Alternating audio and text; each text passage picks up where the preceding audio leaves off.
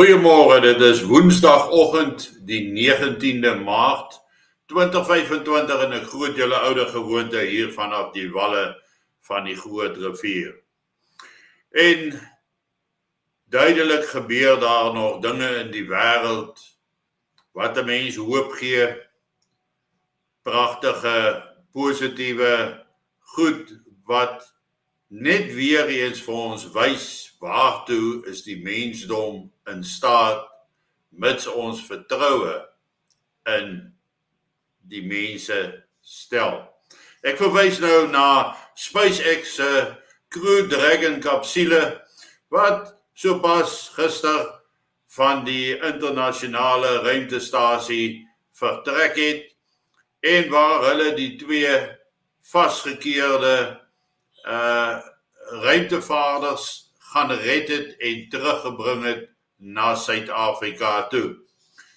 Hulle land vir, ek dink, Dinsdag aand in Amerika, ek is nie presies seker wanneer dit is nie, maar dan land hulle daar naby Florida in die see.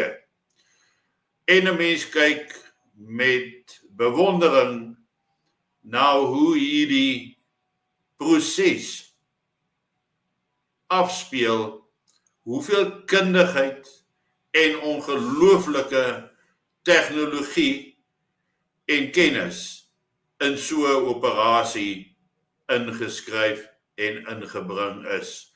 Nou ons weet dat Joe Biden het geweier dat Elon Musk se SpaceX hierdie twee vasgekeerde ruimtevaarders gaan haal het en hulle het dit natuurlik gedoen deur die hele bemanning aan boord van die ruimtestasie te vervang, te roteer en dan bring hulle sommer die twee ruimtevaarders wat gestrand was daar as gevolg van die mislukte Boeing Starliner wat hulle daar gaan aflaai het en tegniese probleme ondervind het en daartoe bepaal is dat hulle nie veilig sal kan terugkeer daarmee nie. Hulle was veronderstel om net vir 8 dae in die ruimte deur te bring voordat hulle terugkeer met hierdie Starliner van Boeing, wat toe nie gebeur het nie.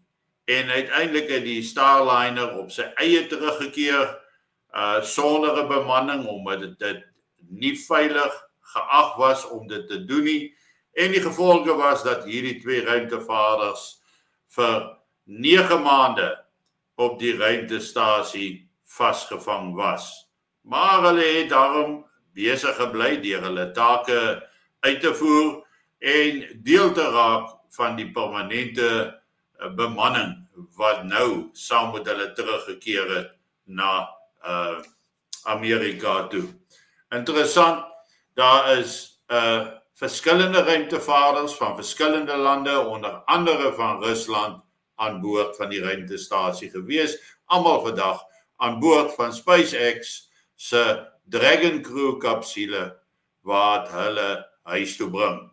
Dit terwyl daar die afgelope 2 jaar hoogspanning was tussen Amerika en Rusland, veral ten opsigte van die situasie in Oekraïne. Nou goed, ons het gesien dat daardie spanning so 'n bietjie verwater het die afgelope paar maande, dat ander mense eintlik in die Amerikaanse skoene begin inbeweeg, onder andere Keir Starmer van Brittanje en Macron van Frankryk wat nou soldate wil stuur na Oekraïne, waar daar soveel mooi voorbeeld bestaan, soos die internasionale ruimtestasie, waar almal in vrede kan bestaan, waar hulle mekaar heen en weer vervoer. Terselfdertyd op die aarde is hulle haas onverzoenbaar. Maar is dit nie hoe tipies ons mense is in die wêreld nie? Ons sien dan dat Hunter en Ashley Biden, die kinders van Joe Biden, die vorige president, se geheime diensbeskerming weggeneem is, omdat hulle dit nie meer verdien of benodig nie. Maar ons hoor ook intussen dat hulle vakansie hou, dat Biden of Hunter Biden althans vakansie hou hier in Suid-Afrika in Kaapstad. En ek kon nie anders as om te wonder, hoe is dit moontlik dat Suid-Afrika al die skuimbolle van die wêreld saamtrek en vir hulle 'n toevlugsoord word? Dis asof hulle veilig voel hier aan moontlike vervolging as gevolg van sekere wandade wat hulle gepleeg het in Amerika. Ons weet dat daar kwytskellings gegee was aan hierdie Januarie 6 komitee en aan Hunter Biden vir sy laptop, sy inkriminerende bewyse ten opsigte van pedofilia en alles wat daarmee saamgaan, die dwelms in die Withuis en so meer en so meer.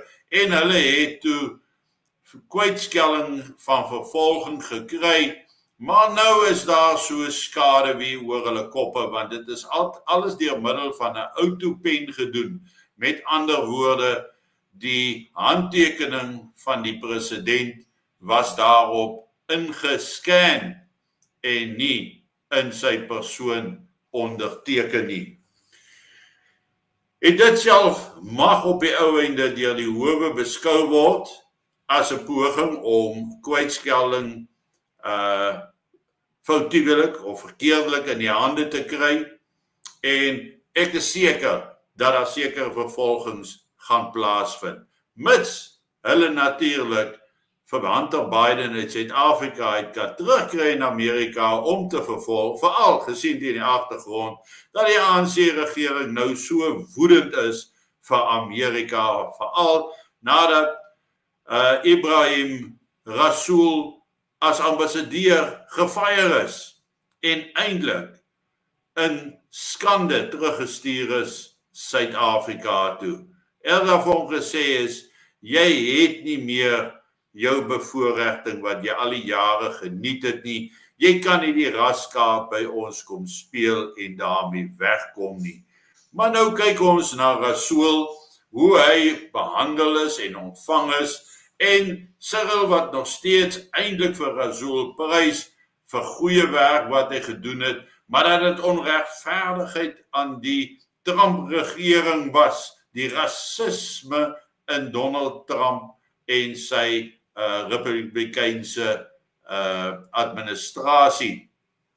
Maar dan kyk ons na AfriForum en solidariteit wat gegaan het en die belang eintlik van al die mense in Suid-Afrika op die hart gedra. Hulle staan in beskuldiging en daar is aanduidings dat daar tog 'n poging gaan wees om hulle van hoogverraad aan te kla. Dit terwyl Rasool, die president van Amerika, van rasisme en dan van wit meerderwaardigheid beskuldig word in hulle gasheerland, en dan wonder ou, wie was die patriotiese mense, wie het meer vir hulle land gedoen en wie het dit eintlik opgevoeder in die proses. Maar daarvan sal ons nou vorentoe sekerlik nie veel hoor nie. Maar as daar een ding is wat nou net vir my nog duideliker uitstaan, is die kwessie dat onbevoegdheid, onkunde, swak regering, korrupsie, dat dit alles die grondslag lê van 'n onherstelbare Suid-Afrika onder die huidige bedeling van die regering van nasionale eenheid. Intussen is die spanning besig om op grondvlak te styg. Die temperature is aan die lig as gevolg van hierdie wederwysige moddergooie, die polarisering waardeur ons gaan. Want mense raak al hoe meer as gevolg van hierdie uitlatings en ondeurdenkte uitlatings gepolariseer in duidelike groeperings wat op die ou einde baie maklik in mekaar se hare kan spring. Ons het dus baie om oor bekommerd te wees in Suid-Afrika. Dinge kan vir ons baie vinnig en baie skielik skeefloop tot almal se nadeel. En wanneer dit gebeur, sal ons gereed moet wees om dit die hoof te bied. Geniet vanoggend jou kondensmelk koffie en ek gesels dan môreoggend weer met julle. Mooi loop, lekker dag.